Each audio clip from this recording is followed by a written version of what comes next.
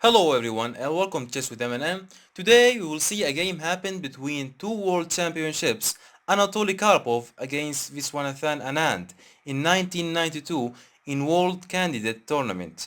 And in this game we will learn a lot of strategic idea about capturing and about Slav defense by black. So let's get started. Karpov with the white pieces and Anand with the black pieces. Karpov started by d4, queen, pawn opening, d5 by Anand, c4 and c6. And here we seeing Anand going to the Slav defense, which one of the most favorite defenses to Anand. Knight to f3 developing the knight, knight to f6, knight to c3 and e6, e3 and by Karpov. And here we seeing both players going to the main line in the Slav defense. Knight b to d7 and queen to c2. And here I want to talking about Slav defense idea. Slav defense idea is playing bishop d6, castling, and then bringing the rook or the queen to the e5 to pushing e5 and opening the way for this bishop on f8. And the other idea is taking on c4, d takes on c4 to force the bishop to taking and then play a6 and b5 and taking a space on the queen side. And in this game we will see how Anand applicate this.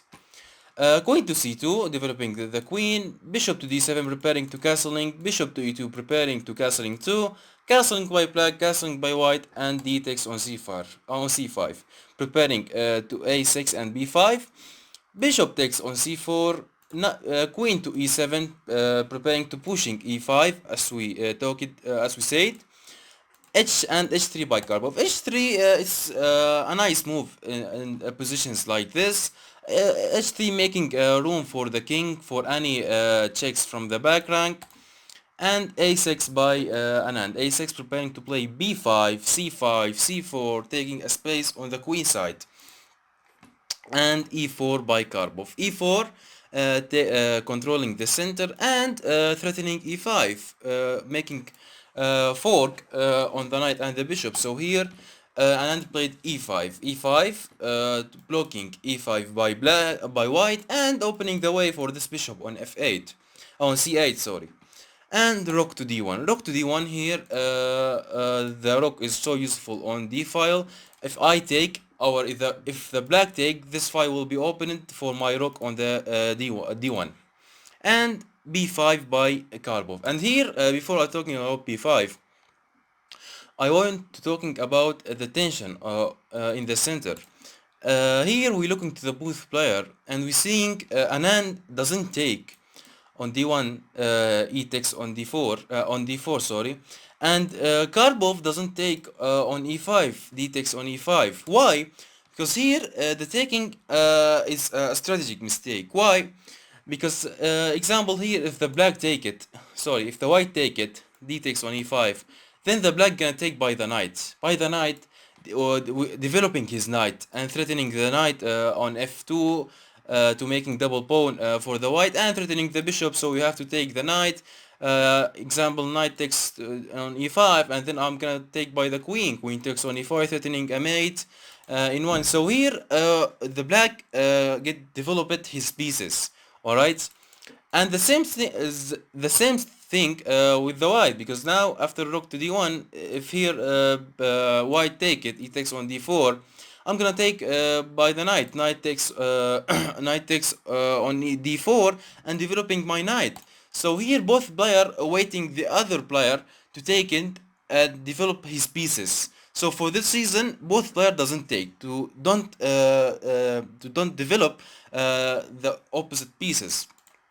So here, after rook to d1, Anand played b5, threatening the bishop, bishop to f1, typical move, supporting g2 square and h3 square, and c5 by Anand, c5 taking a space on the queen side, as we said, black's plan from the Slav defense, taking a space on the queen side, c5, but here Karbov played d5, d5 make it to herself pass pawn on the d file, and c4 by Anand, c4 blocking or closing the diagonals for this bishop on f1.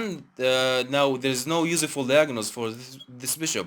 This diagonal is closed by black's pawns, and this diagonal h1 a8 diagonal is closed by white's pawns, and this diagonal I'm controlling it with my bishop on c8. So this bishop is not so useful. So for this reason here, Karbov played a4. a4, if you take it on a4, b takes on a4, I'm gonna take by the knight, by the bishop, sorry, and developing my bishop. So here, after a4, Anand played rook to b8. Rook to b8, if you want to take, I'm gonna take by the pawn, and you cannot take by the knight because my rook is the pawn is get protected by the rook on b8. A takes b5, a takes b5, and rook to a5. Rook to a5, threatening the pawn on b5. So here Anand played b4. b4, threatening the knight and going away from the rook's threat. Knight to a4 and queen to d8. Queen to d8, threatening the rook. Rook to a7 and b3. b3, taking a space, threatening the queen, and also here Karbov played rook to e2, and also here you cannot take on c4, queen takes on c4, because I'm gonna play rook to b4, threatening your queen. When you move your queen, I'm gonna take your rook, your pawn on e4 by the rook or by the knight. So here, for this season, Karbov didn't take on c4 and played queen to e2. Queen to e2 still make pressure on c4 square and defending e4 pawn. And here, Anand played knight to c5. Knight to c5, sorry, knight to c5, developing his knight. Knight takes on c5, bishop takes on c5, threatening the rook, and rook back to a1. And then c3 by Anand. c3 is a perfect move. c3 is a pawn sacrifice, because here Karbov played knight takes on e5. It's a pawn sacrifice, but it's making to the black a pass pawn after c2, which Anand played. But here the question is, why Karbov didn't take b takes on c3? Karbov here didn't play b takes on c3 for b2. Now b2, here you force it to take by the bishop. Bishop takes, because I'm threatening your bishop and your rook, so you have to take. Bishop takes on b2, and then I'm gonna take by the rook. Rook takes on b2, and after you take by the queen, queen takes on b2, I'm gonna take by the knight. Knight takes on e4, threatening f2, threatening f2 pawn, and I will open the diagonal for this bishop to check your king. Here example, if you played anything like rook to a7, I'm gonna play knight takes on f2, knight takes on f2, threatening takes on d4, on d1 with check, and then taking your queen. So you have to move your king to h2 example, and then I'm gonna take knight takes on d4 on d1. And here example, if you move your king to h1, I'm gonna take knight takes on f2, and then I will win your rook. And here if you go to the h2 example, king to h2, I'm gonna play queen to d6, queen to d6, threatening takes on f2, and then e4 with check, and then I will take your king. So here, for these reasons, Karbov didn't take on b3, b takes on c3, sorry, on c3, b takes on c3, and just take it the free pawn on knight takes on e4. Actually, it's not free pawn, because after c2 this pawn make it to the black pass pawn on the second rank, and it is so dangerously pawn actually. But Karbov, let's see how Karbov done with this pawn on c2. Rook to d3, rook to d3, developing the rook, going away from the threat and making a pressure on b3 square. Queen to e8, queen to e8, threatening the knight. Knight to c6, developing the knight and threatening the rook, and rook to b6. Rook to b6, making pressure on c6 square on the knight, and bishop to e3. Bishop to e3 is a perfect move by Karbov. Maybe it seems like queen pawn sacrifice by knight takes on e4, but it's not actually, because here Anand played knight takes on e4, but after knight takes on e4, Karbov played bishop takes on c5, knight takes on c5, and rook to e3, threatening the queen, queen to d7, and then here Karbov played queen to c4, threatening the knight, and if you when you move the knight, I will take the b3 pawn, and if I take the b3 pawn, then you will lose your c2 pawn, and you will lose your counter attack. So for this reason, and if you protecting the knight, example like knight to d6, I'm gonna play knight to e7 check, knight to e7 check.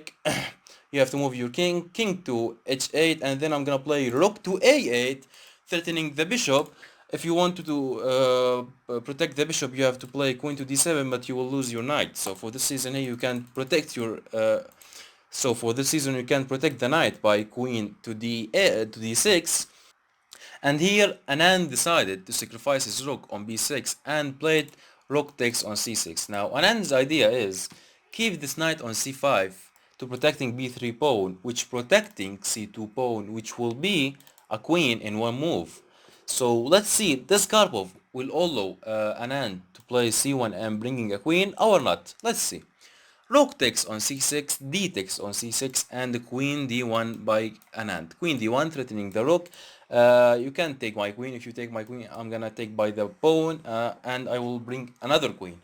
So here, Karbov played rook to e1, defending, threatening the queen, and defending the rook on a1. Queen to d6, going away from the threat, and queen to c3. Queen to c3, still pressuring on b3 squares, still making pressure on c5 knight. Knight to queen to d5 and c7 by Karbov. c7 making to herself pass pawn on the 7th rank. So after c7 here, Anand played bishop to b7. Bishop to b7. If you move your bishop to anywhere, you will take a checkmate in one on the g2. So after bishop to b7 here, Karbov played rook to a5. Rook to a5, bending the knight and not allow the knight to move. But here actually Anand moved it and played knight to e4. Right now here Anand's idea is if you will take my queen, I will take your queen. If you will take my knight, I will take your rook. But actually here Karbov played rook takes on d5 and take it his queen. And after knight takes on c3, Karbov played rook to d3. Rook to d3 threatening your knight. If you move your knight, I will take your favorite pawn, b3 pawn.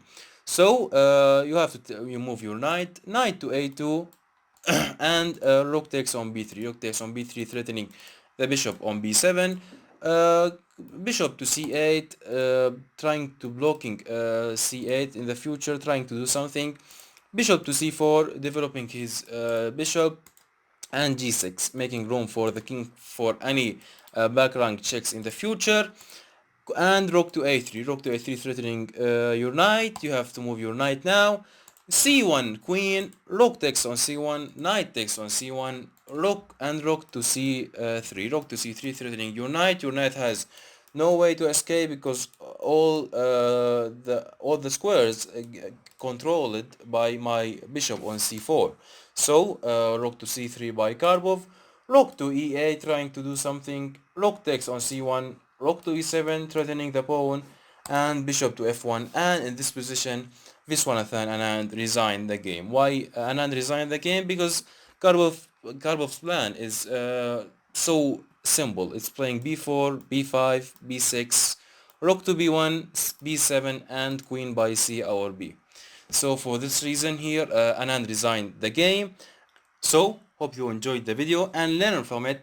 And this is Karbov playing style. Karbov doesn't love the sacrifices and attacking. Karbov love to put every piece on his right place and developing himself slowly without making any weaknesses as he can. So this is how Karbov playing and Karbov styles, and hope you enjoyed the video and learn from it. Please don't forget us from the like and subscribe, and see you in the next video.